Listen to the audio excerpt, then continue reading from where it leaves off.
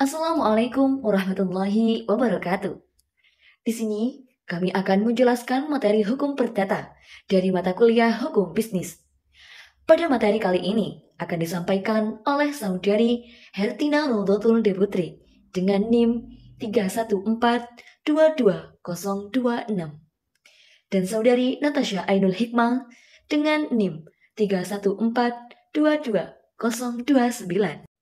Untuk materi yang pertama, mengenai hukum perdata.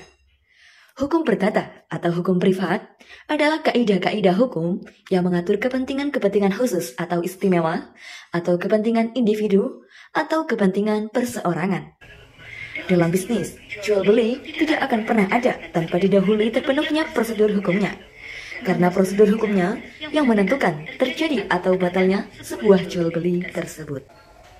Lantas, bagaimana prosedur hukumnya? Prosedurnya tentu mengacu pada hukum perjanjian jual beli. Karena jual beli termasuk dalam lapangan hukum perjanjian sebagai diatur dalam buku 3 tentang perjanjian atau perikatan. Prosedur hukumnya tersebut berkaitan dengan syarat sahnya suatu perjanjian. Jika syarat-syarat tersebut tidak dipenuhi, maka perjanjian bisa menjadi batal atau dibatalkan demi hukum. Yang selanjutnya, mengenai perdata. Kitab Undang-Undang Hukum Perdata terdiri dari 4 buku. Buku yang pertama, perihal orang berkaitan dengan orang atau manusia sebagai pembawa hak atau subjek di dalam hukum. Di sini berbicara tentang sejak kapan manusia mempunyai sebuah hak dan kewajiban, dan kapan manusia berakhir hak dan kewajiban tersebut. Artinya, ketika manusia tersebut ingin menggunakan haknya dan melaksanakan kewajibannya, semua itu telah diatur oleh hukum. Buku yang kedua, perihal benda. Benda adalah objek hukum. Benda juga sebagai objek terjadinya bisnis. Hukum memandang bahwa benda tidak saja berbentuk barang, tetapi juga segala sesuatu yang bisa dijadikan hak bagi subjek hukum. Untuk itu, hukum mengenal istilah hak-hak kebendaan, yaitu suatu hak yang mutlak atas suatu benda di mana hak itu memberikan kekuasaan langsung atas suatu benda yang dapat dipertahankan terhadap tiap orang ataupun siapapun juga. Buku yang ketiga, perihal perikatan atau perjanjian. Berdasarkan pasal 1313, suatu perjanjian adalah suatu perbuatan dengan satu orang atau lebih mengikatkan dirinya terhadap satu orang lain atau lebih.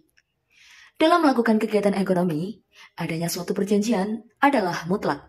Tanpa adanya suatu perjanjian, maka tidak ada perbuatan ekonomi.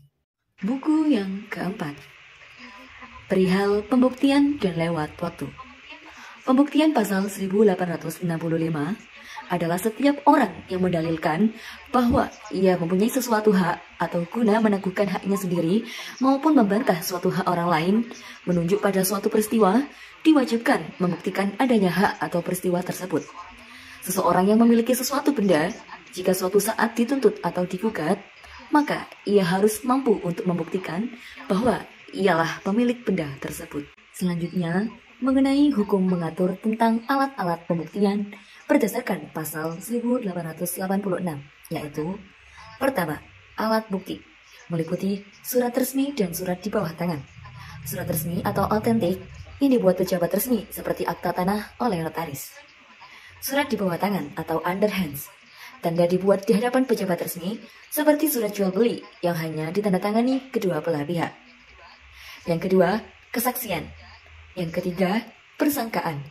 Yang keempat, pengakuan. Dan yang kelima, sumpah. Demikian presentasi dari kelompok kami. Kami selaku pemateri meminta maaf atas segala kesalahan dan terima kasih atas segala perhatian. Wassalamualaikum warahmatullahi wabarakatuh.